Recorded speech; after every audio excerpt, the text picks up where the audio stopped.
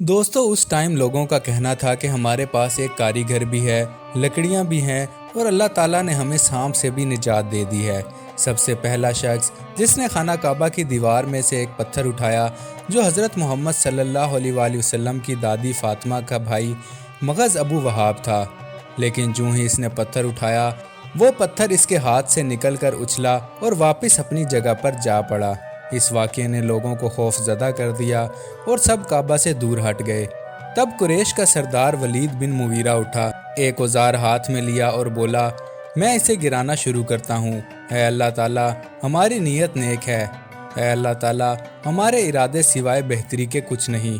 फिर वो काबा की दीवार के करीब गया और जनूब मशरिक की दीवार यानी हजर अस्वद और रुकने यमानी की तरफ की दीवार गिरा दी।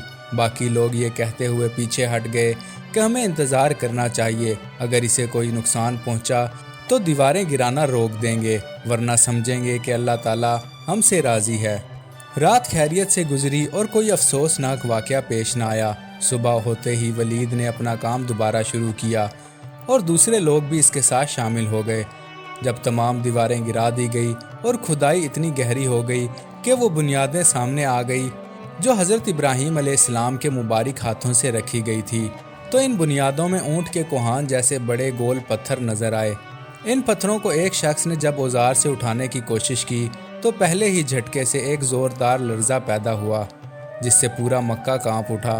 गोया ये वार्निंग थी कि इन बुनियादों को ना छेड़ा जाए। बस इन्हीं बुनियादों पर नई तामीर का फैसला हुआ। हजर अस्वद के कोने में एक ऐसी तहरीर मिली जो किसी अक्लमंद ज़बान में लिखी गई थी। क्योंकि इस ज़बान से कुरैश वाकिफ़ ना थे, लिहाजा इस तहरीर को महफूज कर लिया गया। एक यहूदी आलिम ने इसे पढ़ा और बताया, मैं अल्लाह ताला हूँ, मक्का का मालिक हूँ। मैंने मक्का को इस वक्त बनाया जब सूरज, चाँद, ज़मीन और आसमान कुछ भी ना थे। मैंने इसके इर्द गिर्द 7 मुक़द्दस फ़रिश्ते मुकर्रर किए। मक्का उस वक्त तक कायम रहेगा जब तक इसकी 2 पहाड़ियाँ बाकी हैं। अल्लाह ताला की रहमत है इसके बाशिंदों पर दूध और पानी के साथ। दोस्तों, मक्का का पुराना नाम बक्का था। एक और तहरीर मकाम इब्राहिमी के नीचे से भी मिली।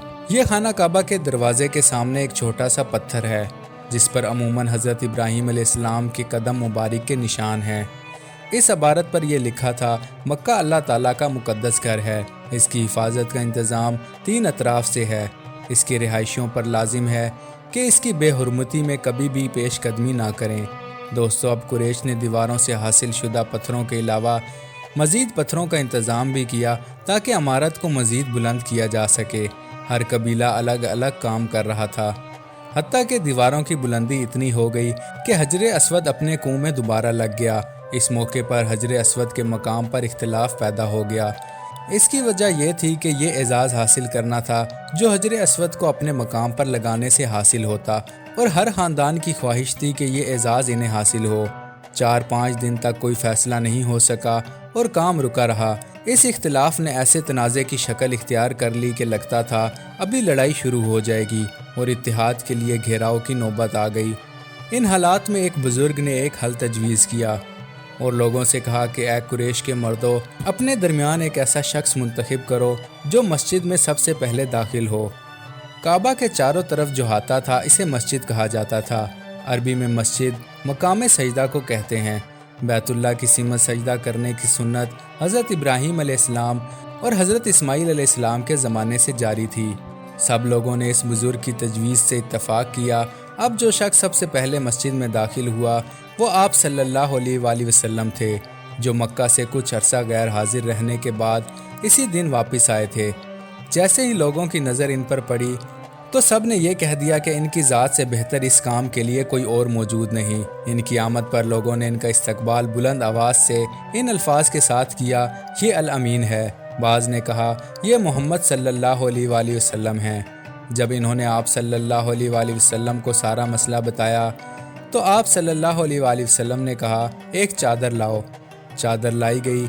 आप सल्लल्लाहु अलैहि वसल्लम ने इसे ज़मीन पर फैलाया, हजर अस्वद को उठाकर इसे चादर पर रखा और सब कबीलों को दावत दी कि सब मिलकर चादर के किनारे पकड़ें।